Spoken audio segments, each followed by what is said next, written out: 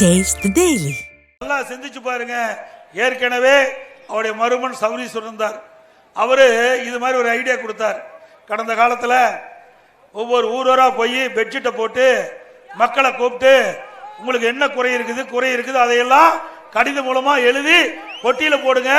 நான் பொட்டிய பூட்டி சீல் வச்சு வீட்டுக்கு எடுத்துட்டு போய் திமுக ஆட்சிக்கு வந்தோடனே அந்த பெட்டிய சீலை ஒழிச்சு பெட்டியை திறந்து கடிதத்தை எடுத்து படிச்சு பார்த்து குறை பண்ணார்.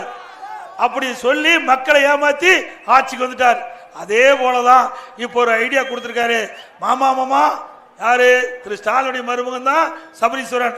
சபரீஸ்வரன் சொல்றாரு திரு ஸ்டாலினுக்கு, மாமா இதே கொண்டு வாங்க.